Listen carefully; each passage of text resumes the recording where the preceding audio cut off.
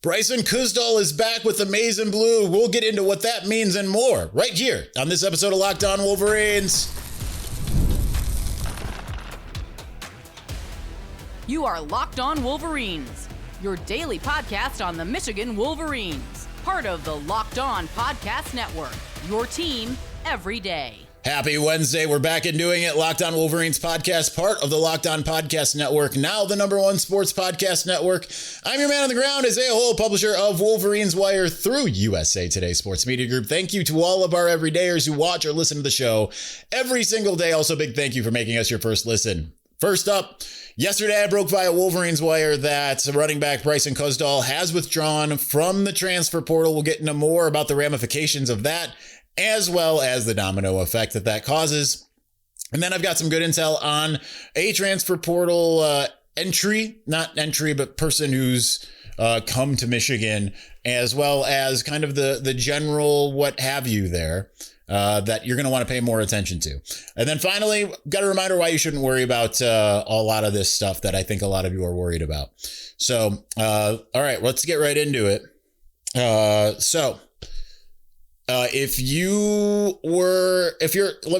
Start out this way. If you were on the Discord, you knew about it more before anyone else. Before I wrote it, before I mentioned it to a colleague I was sitting next to at the basketball game when I got the scoop on Bryson Kuzdzal. So if you were in the Discord, you were the first to know, as well as more. It's not if you're part of the Everydayer Club. So obviously we'll talk more about that going into segment 2.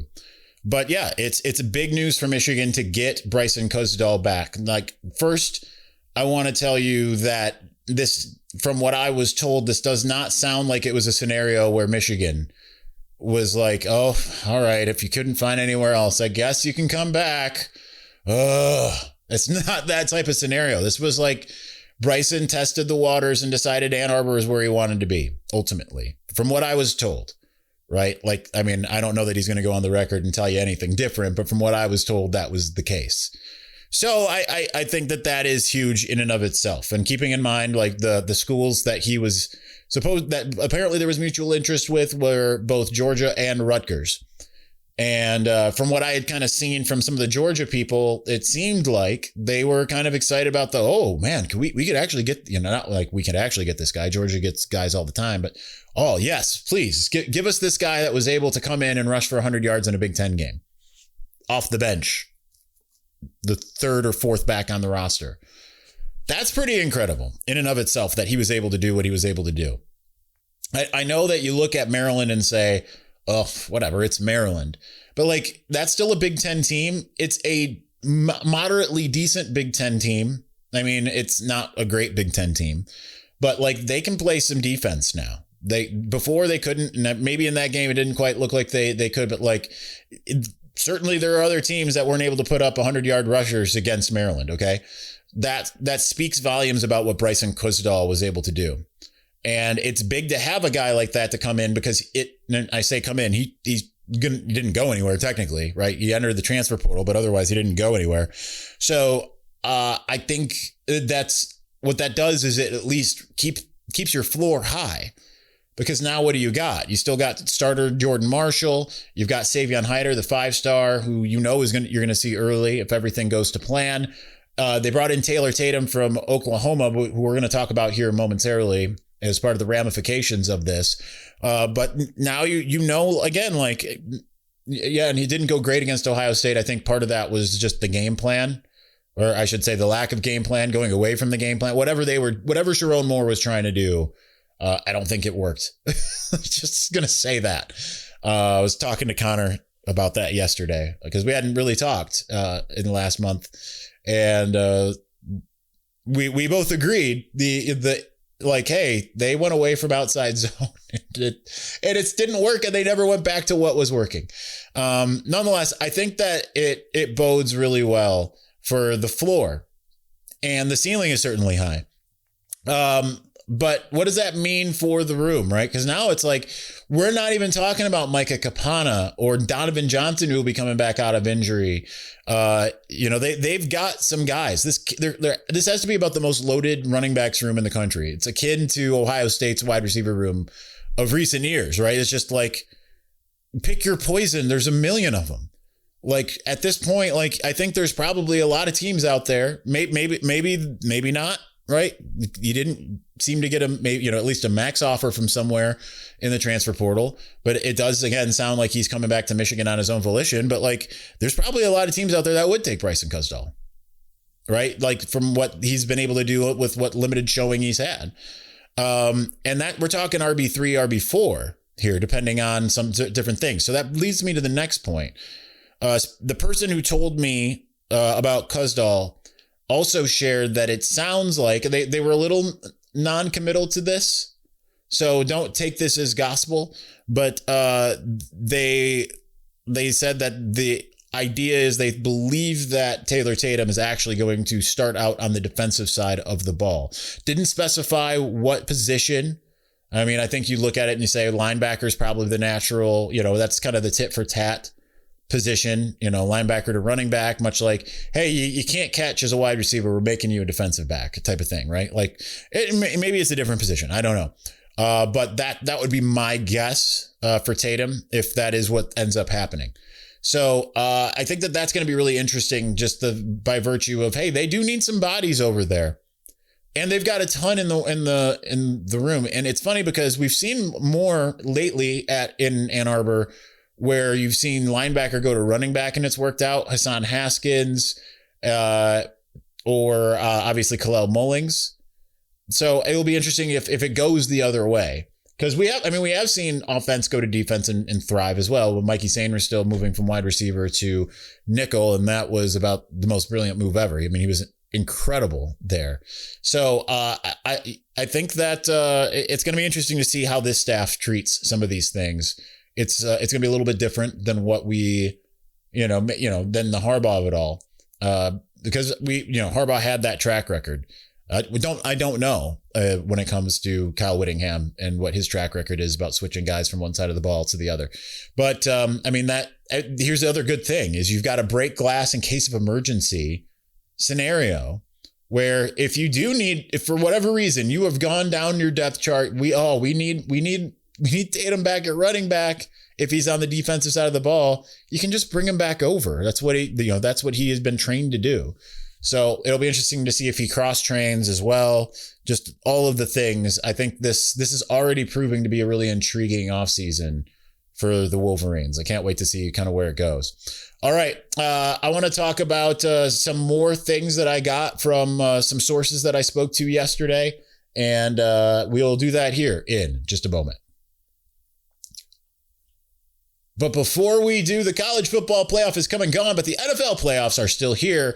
And FanDuel is giving all customers even more ways to get in on the action every single game day of the playoffs. And with that, FanDuel gives you so many extra ways to enjoy football beyond simply watching. You can ride with a favorite when you think a team controls the matchup, take a shot on the underdog if you feel like an upset is coming, or you can build a parlay around the players and moments you think decide the game. The great thing is when you win, FanDuel pays you out instantly, which is perfect for playoff football. FanDuel is the best place to get into the action all playoff long. So visit FanDuel or download the app today. Thank you for making Locked On Wolverines your first listen of the day. And thank you for making Locked On the #1 sports podcast network. You already live your team every day. Now take it up a level. Go ad free. Join the Everydayer Club today. Get Locked On Wolverines with no interruptions.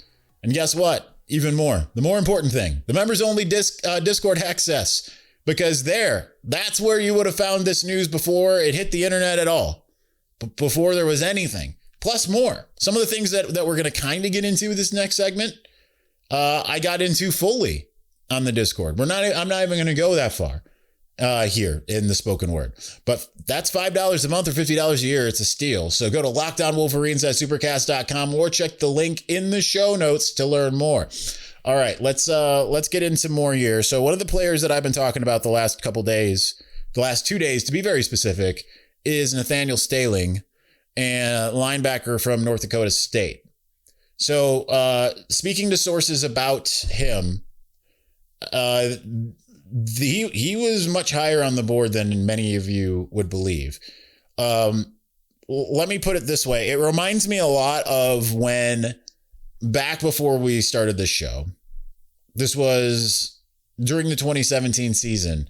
I remember a source coming to me and saying, like, listen, we are looking at this guy from Eureka, Missouri named Hassan Haskins. And we haven't offered him yet. He's going to visit. We're trying to keep it under the radar, hold on to our lucky stars that he doesn't get more attention because we think like this guy's a steal. Like he is just breaking records as a running back over there. Michigan got him, switched him to linebacker, switched him back to running back. Sources telling me like he's the most gifted running back. I'm gonna keep going with that. That was when I was talking about it in like mid 2018 that Hassan Haskins was the most talented, most gifted running back on the roster. A couple years later, that really paid off. But anyway, if you didn't know that we were talking about Hassan years before he ended up bursting out into the scene. But I'm getting the same vibe about Staehling. And with that, like, I feel like he was like, there were the two linebackers everyone wanted. Rasheem Biles from Pitt and Cade Uluave from Cal. And I won't get into big specifics here, although I did on the Discord. I believe that Michigan didn't like one of those guys as much as people thought. And I also believe that Nathaniel Staling, I don't know if it's Nate or Nathaniel. I just want to say Nate. It just seems to fit. Nathaniel Staehling, from what I was told, was higher on their board than one of those guys. So you can take that for what it's worth, right? Like I know that based off of some conversations with some colleagues, even some rolled their eyes at that intel, but it's like you can disbelieve the intel, but the intel is still the intel, So I'm just telling you might want to pay attention to this guy. And I think like there's a feeling that he can be like, listen, like just because you come from a lower level doesn't mean you can't compete and can't play. Look at Trinidad Chambliss from Division II Ferris State. He led Ole Miss, wasn't expected to be a player, ends up leading Ole Miss deep into the playoff without even having their head coach. Well, I mean, they have a head coach. It just wasn't the guy that started out the year as the head coach. And so that's interesting in and of itself. And I think that quarterback is a much more difficult position to play and learn and acclimate from one group to the next compared to linebacker. Now, he's going to have to get used to the physicality more than anything. But like the ability to play linebacker and diagnose plays and all of that kind of stuff it's I don't want to say it's universal, but it's much closer to being universal than maybe some of the other positions on the field. Still a really very difficult position, but I think it translates well if you already have those instincts and that ability. So I think I'm really intrigued to see what he's able to do. He's got a full off season. It's not like he arrives in the summer. He's already in Ann Arbor. So he's got a full, strength and conditioning. He's going to have full spring ball and full fall camp and all of that stuff to start getting acclimated and everything. So I think that's interesting as well. I think just generally, like, also just kind of like how I kind of feel after some of these conversations that I had yesterday. I look at it and I think like they're going to change a little bit about how they go about things. And I think this has kind of been a long time coming, but I want to harken back to the Citrus Bowl, the coaches press conference, where Steve Sarkisian was saying like, we might not necessarily carry 105 guys, right? Like, I think that the landscape is changing. And I really kind of got that from some of the conversations that I had. I think you're going to see just a little bit more strategy in like who Michigan targets from high school, by the transfer portal, all of these things. And I think like you're seeing a lot of really smarts from the Whittingham staff. So I'm really excited about just kind of what they're going to be doing, but it might not necessarily look as exciting on the surface. Right. So, but like, I think you're going to see them kind of do a little bit of what Sarkisian mentioned, which doesn't, like it's the opposite of what USC just did, bringing in like 30 guys in one class. I don't know that you're going to see Michigan do that with the state of things, because you just saw a lot of, like Jaden Sanders, Elijah Dotson go to the portal. I mean, people are obviously most upset about Cole Sullivan, but certainly people are upset about those two leaving. And it makes sense why, but like at the same time, where are they on the depth chart? Michigan brought back both their cornerback starters, right? Like they weren't starters. They weren't going to be starters once they were able to get those guys. So I think that you're just going to see a change, and that's going to be just something to monitor. If and when that happens, I got the intimation that some things might look a little bit different going forward. So there's that. Okay. I want to get into, there are some reasons why you should kind of relax if you're looking at the transfer portal haul and don't feel that great about it. If you're, I've been talking, trust the coaches. I'm going to give you exactly why. We're going to do that here in just a moment.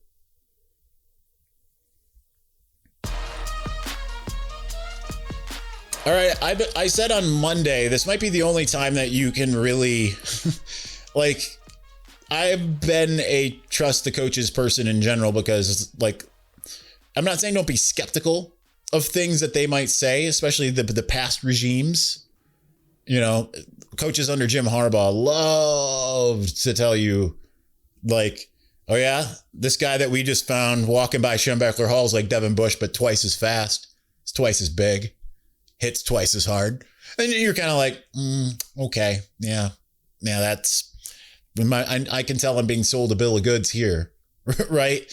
But I feel like this is going to be a staff that you're going to be able to trust a lot, because like we talked about, these guys have done it in a different way.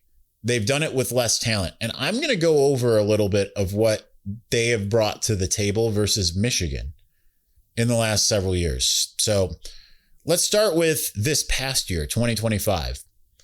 Michigan had, according to the 24/7 Sports Team Composite ranking, which is the ranking of like the collective, the entire roster all put together, Michigan had 4 5-stars, 49 4-stars, 43 3-stars. They were ranked 11th in the country this past year in terms of just team composite talent. A lot of inexperience, but a lot of talent.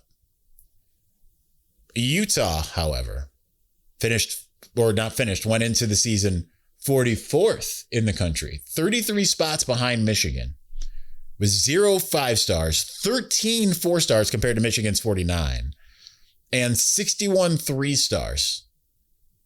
I understand that Michigan had an overall harder schedule with, Oklahoma, USC, Nebraska, Nebraska, I don't know, but Oklahoma, USC, Ohio State, Texas.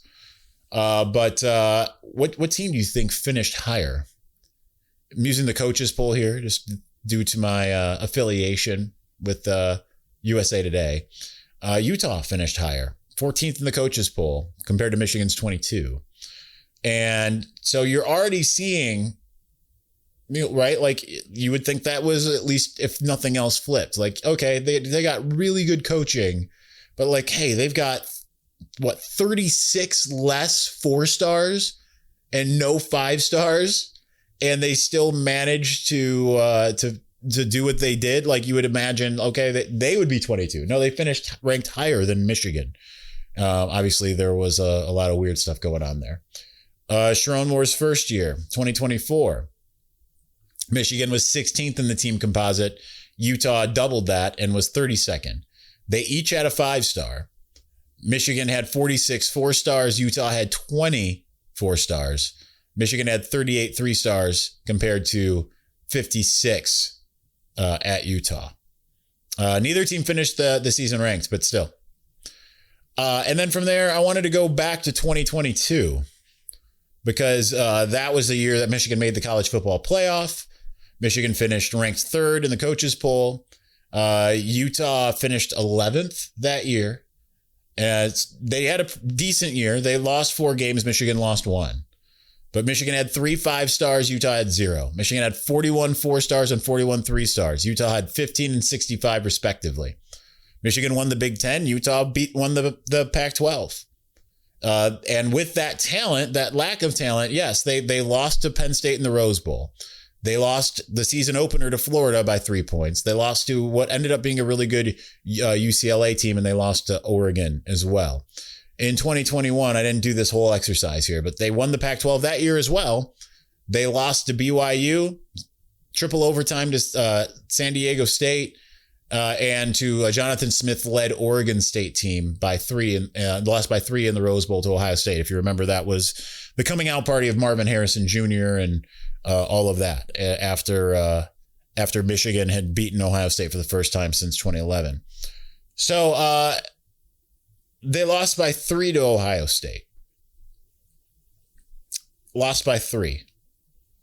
I know Ohio State lost some guys in that game, and that was Cam Rising. I think I could make an age joke. He was nearing Jack Tuttle's age, but I think what's interesting is just they were going toe to toe with so much less.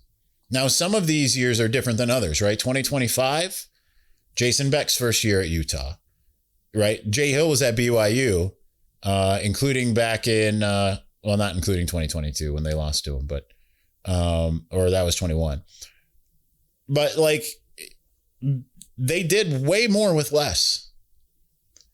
And if you're able to develop that way, to get it, so your team that has so much less can can go and beat a USC team that was doing really, really, really good that year, 2022. I know this was after. I think this was after the. 2022 was the year that you were hoping that USC won because it kept Ohio State out of the playoff, and it didn't happen that way in 2022. That was Caleb Williams' year. So like, but they were able to go in and beat them. They were able to do a lot of things that you would hope Michigan would do. Now, yeah, they'd lose 3-4 games here and there, which kind of makes you feel like, oh, that may, like losing to San Diego State, and even in a year where you win the Pac-12, that's kind of like you hope you don't see that type of thing. I know they are intermittently an okay team, but they're doing it with less, and they're still beating some teams that and coming close to like going toe to toe with Ohio State. You wouldn't expect that to be, even like when you're looking at Ohio State and saying like, okay, well, Garrett Wilson's not going to play or whatever, some of the guys that didn't play in that game in that Rose Bowl, they still went toe to toe with them and with what people thought was a really good Penn State team in 2022, right? Like, remember that was the year that they came in and, that was Urban's first, they will stop the run. And they did not. Spoiler alert, by the way, just sorry. I should have prefaced with that, but I think that this says a lot about what this coaching staff is able to do and what the talent is. I just wanted to put some numbers to this so that you could understand a little bit more about why I say, just like, trust the coaches. They've got the track record. Like, that's the disparity between what Utah has been. And keep in mind, like, yeah, they were in the Pac-12 and then they were in the Big 12, but like, as much as you look at that and say lower level, to some degree, and you might be right, but there's so much more parity in both of those leagues than there is in the Big Ten, where there's going to be a couple games that, like, yeah, Michigan's going to win that. They're just going to, like, that you just know that, like, Michigan versus Maryland, it would be like a disaster if Michigan loses that game. And that's not necessarily the case in the old Pac-12, right? Like, Oregon State beat Oregon that one. Yeah, I think it was in the 2020. Was it 21? Maybe it was 22. I can remember where I was when that happened. I just can't remember. But like, there were moments like that, and Utah, they were able to go toe to toe with the higher level teams in the leagues. Maybe didn't win it all every year, but I mean, they still managed to win the Pac-12 a couple years where there was some pretty darn good teams in the Pac-12. And they did it with a heck of a lot less talent than USC's, the Oregons. And then you go to the Big 12, maybe it's a little bit more even there because there isn't a Texas or an Oklahoma in there anymore. But they still did a pretty darn good job. So I think that tells you a lot about what this staff is capable of doing with like just a lot less. And now you've got a staff that's going to have a lot more. And like I've said before, it's going from a Honda Civic to let's go like with a Ferrari LaFerrari. That's exciting. So, all right, that's going to do it for us today. Thank you so much for watching. Thank you for listening. Tomorrow, maybe a mailbag, maybe. We'll see. All right, we'll talk to you again soon. Peace.